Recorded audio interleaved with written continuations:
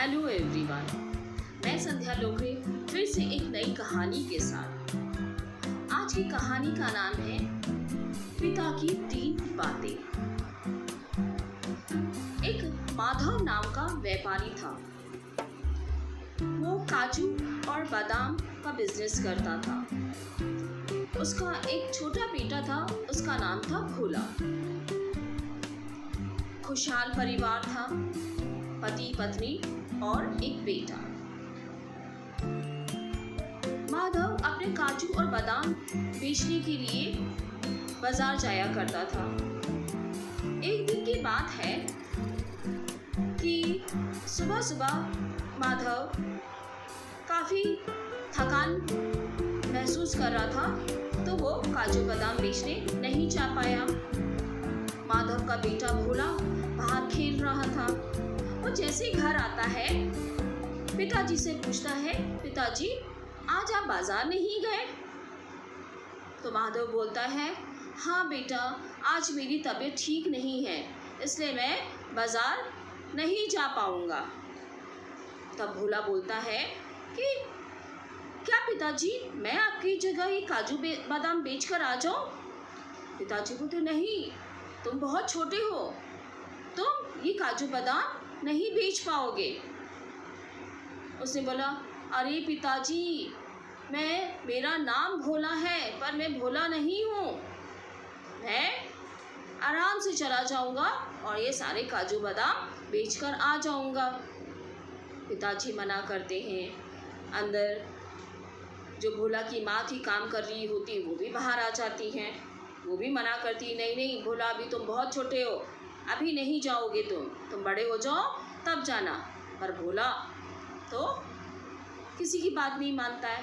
फिर थोड़ी देर बाद उसके पिताजी राज़ी हो जाते हैं उसको बाज़ार भेजने के लिए। उससे पहले वो भोला को बोलते हैं कि तुम मेरी 3 बातें याद रखना। तो भोला पूछता है, कौन सी 3 बातें पिताजी? बोलते हैं कि तुम अपनी पहली बात ये है कि अपनी माँ से 4 रोटी लेकर जाना। जब भी भूख लगे, खाना खाने बैठो, तो तुम ये कहना, 1 खाऊं, 2 खाऊं, 3 खाऊं कि 4 खाऊं। दूसरी बात ये थी कि जिस भी धर्मशाला में रुको, उस धर्मशाला के कमरे की चिटकनी एक बार चेक कर लेना कि वो प्रॉपरली लगती है कि नहीं।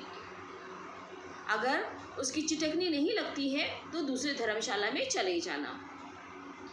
और तीसरी बात यह थी कि किसी भी दुकान में जाओ काजू बादाम बेचने के लिए, दुकानदार अगर उसका दाम कम करने के लिए कहे तो उससे कम नहीं करना और वहाँ से चले जाना किसी और दुकान में। तो भोला बोलता है, ठीक है पिताजी, मुझे आपकी तीनों बातें अच्छे से याद रहेंगी। अब भोला निकल जाता है। अब जाते जाते वो थक जाता है। अब सोचता है कि चलो कुछ खाया जाए।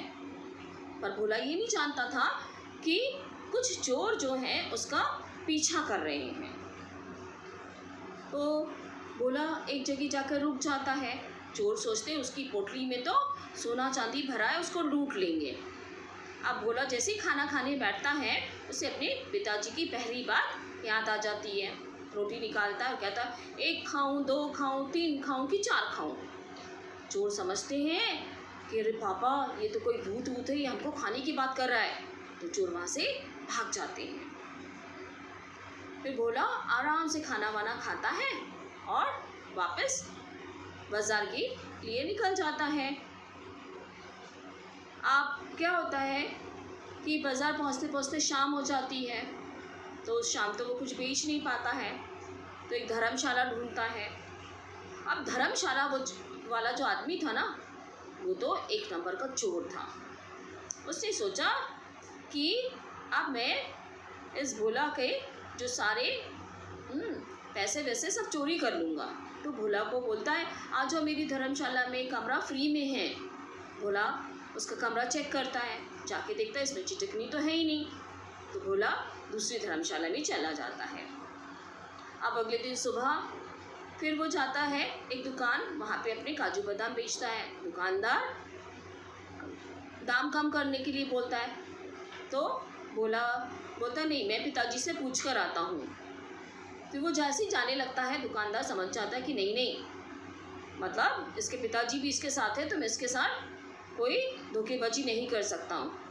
बोलता ऐसा ना हो कि ये दूसरी दुकान चला जाए और जो मुझे सही दाम मिलने वाले वो भी ना मिले।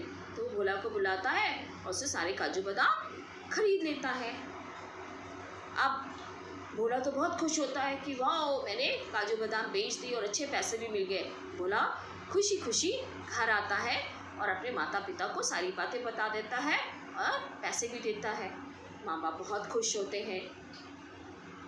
तो पता है बच्चों, हमें इस कहानी से क्या सीख मिलती है कि जो बड़े लोगों की दी हुई जो शिक्षा रहती है ना, कभी भी बेकार नहीं होती है। तो हमें हमारे बड़ों का हमेशा कहना मानना चाहिए। Thank you.